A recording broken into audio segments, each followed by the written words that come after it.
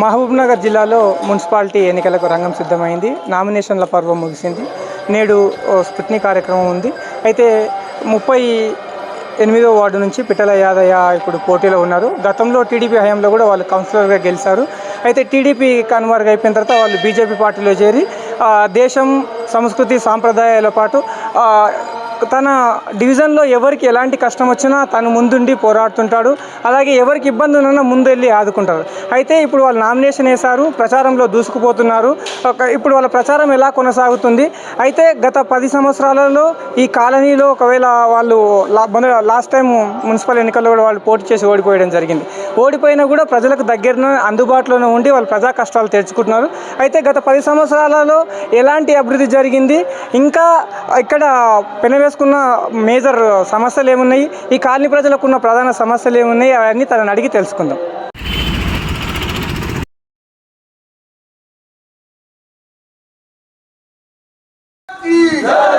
జై బీజేపీ, జై బీజేపీ, రాజన్న గారి నాయకత్వం, రాజన్న గారి నాయకత్వం, గుర్తుల గుర్తు, గుర్తుల గుర్తు, భారత్ మాతా కీ, భారత్ మాతా కీ, నరేంద్ర పిట్టల యాదయ్య గారి నాయకత్వం, జై బీజేపీ, జై బీజేపీ.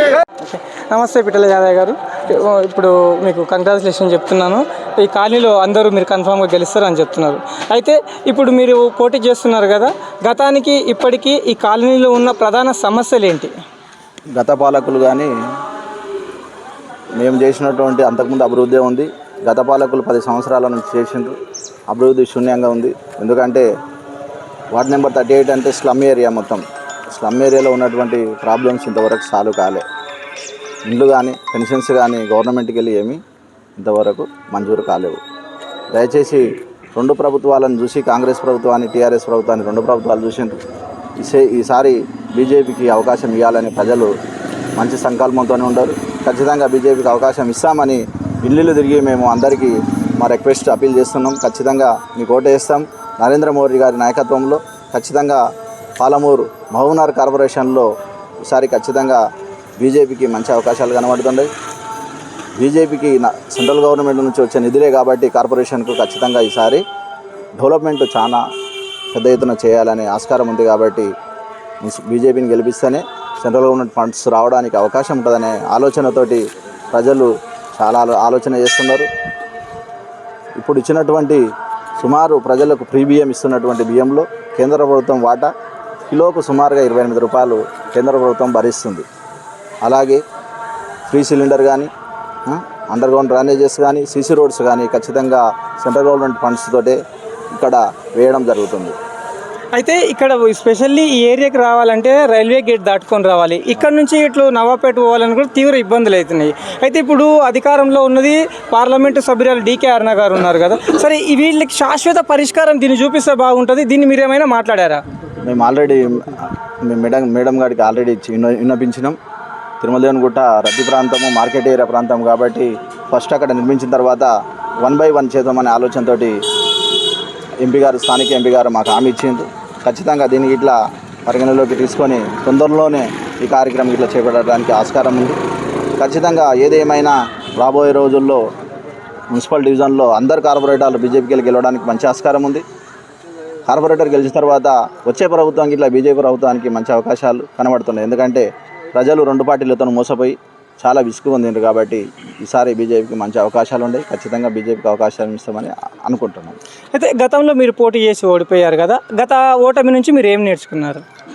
గత ఓటమి అంటే ఏ రాజకీయ నాయకుడు అయితే ఖచ్చితంగా ప్రభుత్వం ఏది ఉందో ఆ వార్డు డివిజన్ ప్రకారంగా వాళ్ళకు కావాల్సినట్టు అనుకూలంగా వార్డు చేసి మాలకు రాజకీయ పరంగా వార్డు డివిజన్ కరెక్ట్ చేయక 2 సార్లు నష్టం జరిగింది. ఈసారి అలా జరగకుండా స్థానిక ఎంపీ గారు మేమందరి కలెక్టర్ గారికి వినతి పత్రం సమర్పించినాం. వార్డు డివిజన్ హద్దుల ప్రకారంగా ఉండాలి, రోడ్డు లోపల ఉన్న భాగాలకు తీసుకోవాలి, రోడ్డుకు సంబంధం లేనటువంటి వేరే వార్డు తీసుకొని ఇబ్బంది కలిగితే నష్టం జరుగుతుంది అనేది చేసినాం. ఈసారి ఖచ్చితంగా స్థానిక ఎంపీ గారు ఉండి వార్డు డివిజన్ అనేది సక్రమంగా చేసినారు కాబట్టి ఈసారి ప్రజలకు మాకు సంబంధాలు ఉన్నటువంటి వార్డే వచ్చింది కాబట్టి మంచి అవకాశాలు ఉన్నాయి. అయితే గతంలో బీఆర్ఎస్ అధికారంలో ఉన్నప్పుడు డబుల్ బెడ్రూమ్లు ఇచ్చారు కదా, ఇది స్లమ్ ఏరియా అని మీరే అన్నారు కదా, ఎంతమందికి న్యాయం జరిగింది, ఇంకా నిర్వాసితులు ఎంతమంది ఉన్నారు? డబుల్ బెడ్రూమ్లు ఎవరికి ఇచ్చిండ్రో ఆ భగవంతునికే తెలవాలి. ఎందుకంటే బీద వాళ్ళకి అసలు రాలే, టీఆర్ఎస్ కార్యకర్తలకు వాళ్ళకు కావాల్సినటువంటి వాళ్ళకే వచ్చినాయి తప్ప అసలైన కార్యకర్తకు ఈరోజు వరకు డబుల్ బెడ్రూమ్ కానీ ఇల్లు కానీ ఏదైనా ఇందిరమ్మ ఇల్లు కానీ ఏది కానీ ఇంతవరకు మంజూరు కాలేదు. కాబట్టి ప్రజలు చాలా కోపంతో ఆక్రోషంతో ఉండరు. ఈసారి ఖచ్చితంగా బీజేపీకి అవకాశం ఇస్తారు. అయితే ఈ వార్డులో మీరు చాలా కాలంగా కష్టపడుతున్నారు, గ్రౌండ్ లెవెల్ నుంచి కష్టపడుతున్నారు, ఏ కుటుంబాల ప్రాబ్లం ఉన్నా పోతున్నారు. ఇప్పుడు యాదయ్యని చూసి ఓటేయాలా, బీజేపీని చూసి ఓటేయాలా? స్థానికంగా అంటే ఫస్ట్ పార్టీ తర్వాత వ్యక్తి. మనం చేస్తున్నటువంటి పనులు మనం అందుబాటులో ప్రజలకు ఇళ్ళవేళలా ఉంటున్నాం కాబట్టి పార్టీ ప్లస్ మనం 24 గంటలు ఎప్పుడు పిలిచినా అర్ధరాత్రి ఎప్పుడు పిలిచినా ప్రజల కోసము, ప్రజలే మన కుటుంబం, మనమే వాళ్ళ కుటుంబం అనేది అందరూ ఒక కుటుంబంగా భావించి కుటుంబంలో ఎవరికి సమస్య వచ్చినా అందరికి వచ్చినట్టే విధంగా మనం భావిస్తున్నాం కాబట్టి ఖచ్చితంగా నన్ను చూస్తారు, పార్టీని చూస్తారు, స్థానిక ఎంపీ గారిని చూస్తారు, అందరినీ చూసి ఖచ్చితంగా ఈసారి ఓటు వేయడానికి మనకి మంచి అవకాశాలు ఉన్నాయి. ఒకవేళ డీకే అరుణమ్మ ప్రజలకు ఏమి హామీ ఇస్తుంది అనుకుంటున్నారు? డీకే అరుణమ్మ గారికి స్థానిక ఎలక్షన్లో ఎంపీ ఎలక్షన్లు అయినప్పుడు అత్యధికంగా పార్లమెంటు నుంచి మా వార్డులో నుంచి 4 బూతుల నుంచే సుమారుగా ఒక్కొక్క బూత్ నుంచి 700 ఓట్లు వచ్చినాయి కాబట్టి ఆమె మా వార్డుపై ప్రత్యేక దృష్టి పెట్టింది. ఖచ్చితంగా ఎందుకంటే మాట ఇచ్చిండ్రు, మాట నిలబెట్టుకున్నారు, వార్డు ప్రజలు ఎంపీకి మంచి ఓట్లు వేసిండ్రు కాబట్టి ఈసారి ఖచ్చితంగా ఆమెకు మా వార్డుపై ప్రత్యేక దృష్టి ఉంది.